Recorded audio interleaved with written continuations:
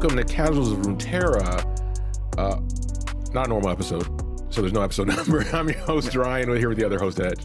This is episode 1 of our special series that is going to only be 1 episode long. This is the feature movie. Yeah, no, look, you know what? We did an update episode before, and people seem to like that avenue of delivering updates and short form information instead of it being crammed in between our episodes, right? So you have to go listen to an episode to find out what an update is based on our day-to-day or shenanigans coming up in the future. But here you go. This is an update about the MMO. So if you are on the internet, which most of us are, you've probably seen a big rustling of the feathers because Riot Trindamere himself, the CPO, came out and pretty much said, hey, the MMO's not coming out anytime soon, which we knew, but it's coming out a lot later than you thought, which we didn't know.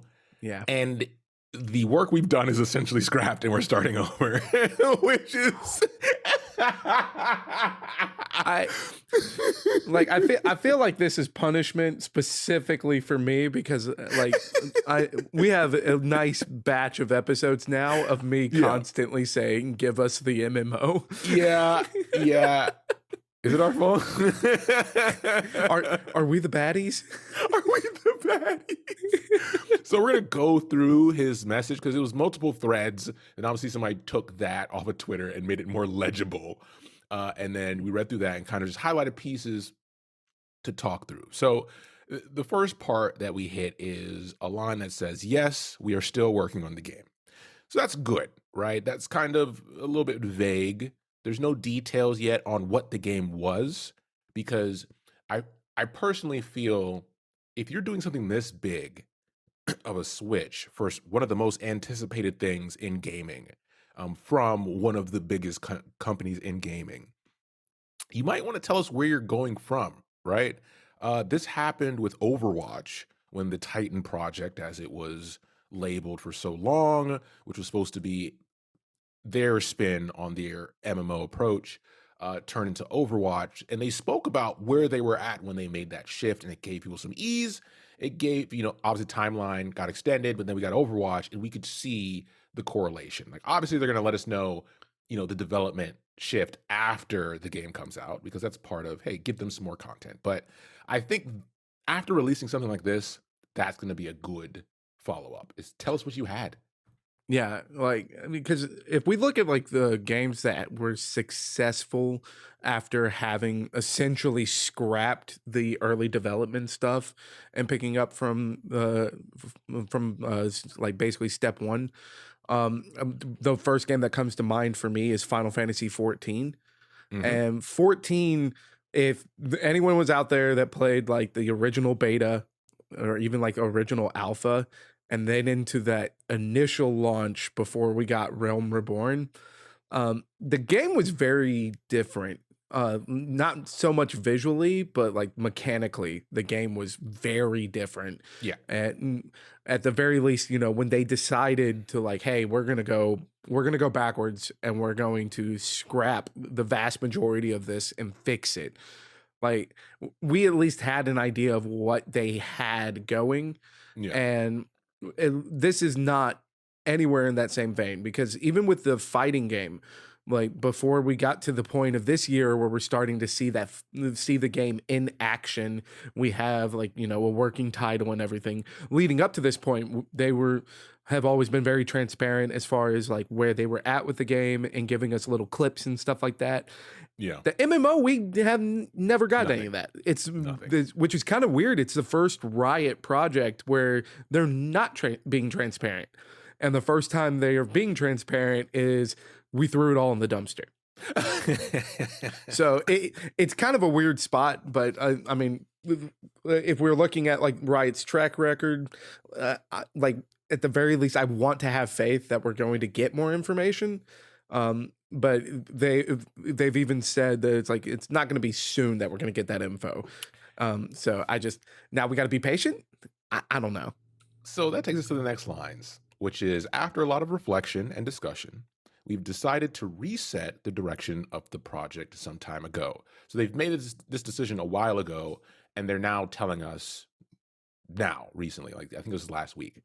And then it says, we don't believe you all want an MMO that you've played before with a Runeterra coat of paint. Now, this line I immediately read and laughed because I think that's what a lot of people want, right? Because MMOs are so many different types of genre in one and can be so many different things in a live environment, a living environment, that to say this, it's a bit weird because it's not like a fighting game where you know what a fighting game is going to be. It's going to be one versus one or two versus two. It's going to be, either 3D or 2D, but you have the idea of what the fighting genre entails. It could be a platform fighter, which would be an extent on that, but you're not going to get something magically completely new, right? They're not going to throw items on the screen. There's not going to be quests while you're fighting each other. Like there's not going to be that kind of shaking up of the genre. So I don't know if that last line about the just, hey, Runeterra coat of paint means that everyone felt that way. It might I be I half and would half. I think that, I would love to get like some more feedback. Like if you do take the time to listen to this episode, like this is the statement that I would want to see the most feedback on because Yeah. I'm with you on this one, Ryan, where it's like, yeah, we just want an MMO with the Runeterra paint Yeah. because I think like the thing that would have set it apart from your other MMOs is the world of Runeterra. I mean, like that's why we started this show is because the world itself is They have incredible. good And paint. the paint's good. Like you went to Sherwin Williams. Like just go ahead and paint it up and let's go. So I'm with you on that one, but I mean, maybe that's just us, kind of being more of the old guard. Yeah. And maybe there is like with this next generation of gamers that they do want to see something new and different. So I would love to hear everyone's feedback on specifically this statement. Um, but I also had a chuckle because it's like the idea of like scrapping all of your work because you want it to feel different from every other game is Yeah. kind of backwards to game design because like all of the most successful games, especially within like the last 10 years, took good ideas from good games and then built around those ideas. Like that's Fortnite's a great example.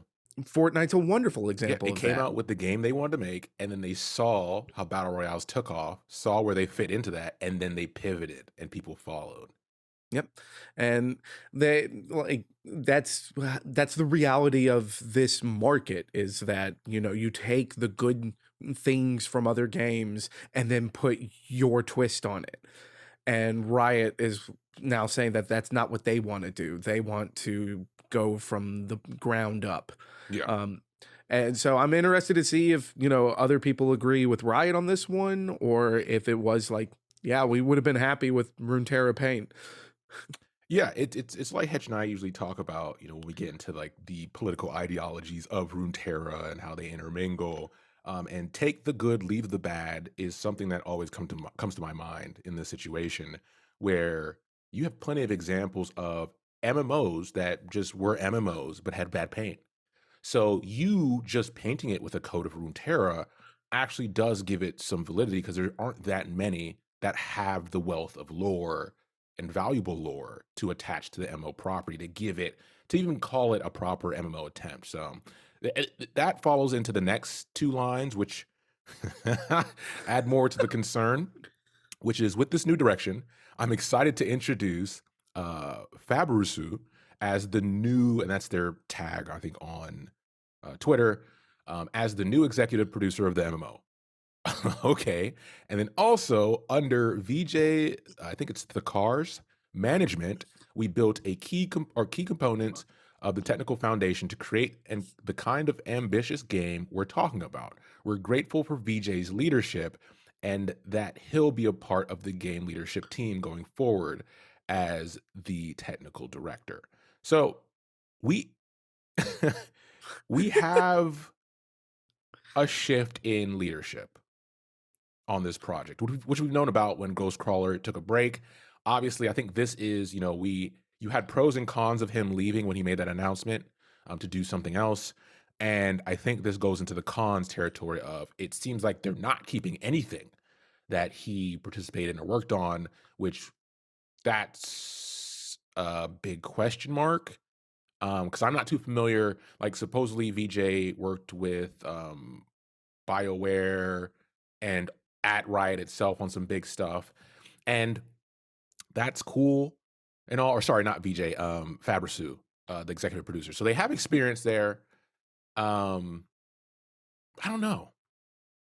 Yeah, like this one is just kind of like wild as far as going along with the other updates because it's it's one thing as far as saying that you want to, kind of rebuild your game and then like we're just scrapping all the work and going from the ground up, but having like two big major shifts of leadership that it's over that team as well as scrapping everything, like that's a lot. Like that's a lot of change going into like what is a team environment because Yeah. this isn't just two people working on a game, right? Like this is two people that are now going to be the forerunners of this massive team that's working on the game. Yeah. Um so like that to me that speaks of a lot of change that they're not telling us about because there's no way that the dynamic of what the team was like before that is going to be the same after losing Ghostcrawler, scrapping all of your work, and then introducing two new leadership positions. Like, Yeah. that's a lot. So Yeah. this is Yeah. I agree with you. It's cause for concern, but for what it's worth, bringing back up Final Fantasy 14, they saw like they had a Yeah. huge shift in their team, especially at the leadership level when they were like, okay, no, we have to scrap this and get back to work. And I mean, A Realm Reborn is one of the best MMOs out there right now. So it's not unheard of for it to be a good thing, but combined with the other information of everything's gone and no, we've decided to scrap all of this a while ago and we just didn't tell you with such a transparent company. It's like that's all this is kind of like I don't know. Yeah, and then we wrap up with an even more concerning line. So Hetch has done a great job of actually bringing me down from the bridge, right? Um, Specifically with the Final Fantasy reference, because in their documentary, which is great, you should go watch it. It's free on YouTube, I believe, both parts. And they did go through some major changes on a game that was released that revitalized that game in a historically forever remembered way for the better. But this last line, or last couple of lines, is we will be going dark for a long time, like several years. Remember, a couple is 2, a few is 3 or more, and several is 7 or more. So any of our older listeners, listen, stay healthy, eat your fruits and vegetables, get exercise, make sure you stretch. You got to stay around, man. You got to stick around. Go to your primary physician and listen to what they tell you. It's because we're in this together now, my friends. And then go ahead. I mean, the good news there. All right, let's focus on the positives. All right, and the positive here is from the sounds of it. When the MMO comes out, I will be able to afford it with my Social Security check. Wait, Hedge, are you betting on Social Security being around when this comes out?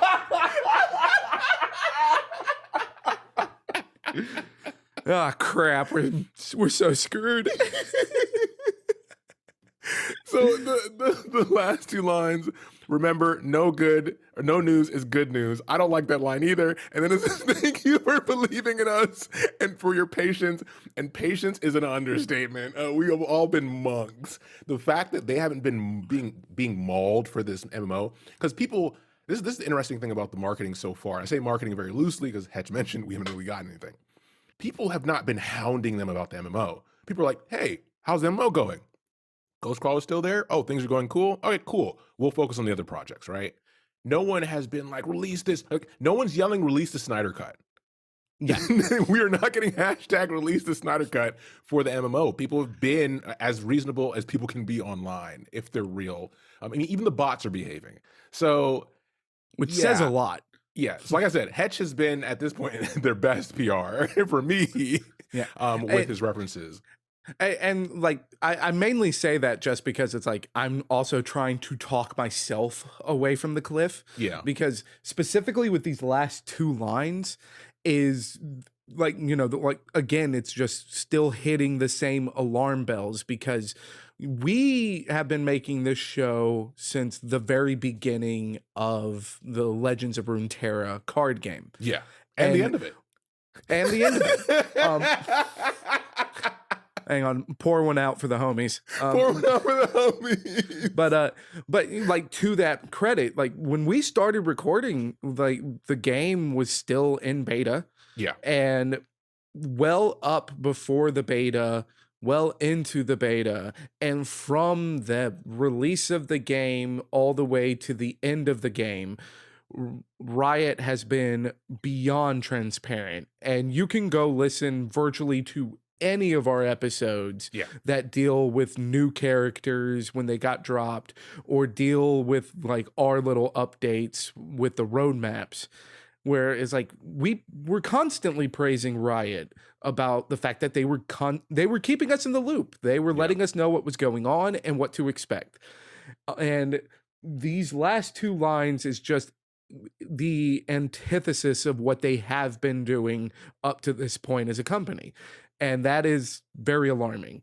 But you know, I choose to be optimistic about it because we do have examples like Final Fantasy 14 where these kinds of gigantic shakeups have been okay. Fortnite again, right? And Fortnite again, like, you know, it doesn't have to be a bad thing, but it doesn't look good. And I think that if you can walk away, like that line.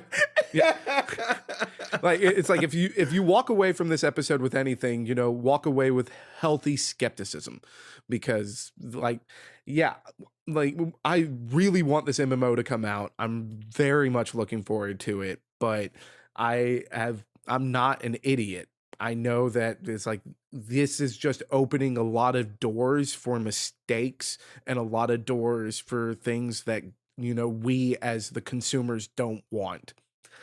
Perfectly said. But they can do it okay. Hopefully they do. Yeah. But we're gonna, from the looks of it, they're gonna make us wait a couple years before they tell us what it's gonna look like. Yeah, Riot, don't make us liars, because we spent over 4 years preparing for this moment. So with that, we wanted to keep this short, but you know, it's Hetch and I. It was bound to happen. Thanks for listening. We'll be back with this next episode soon.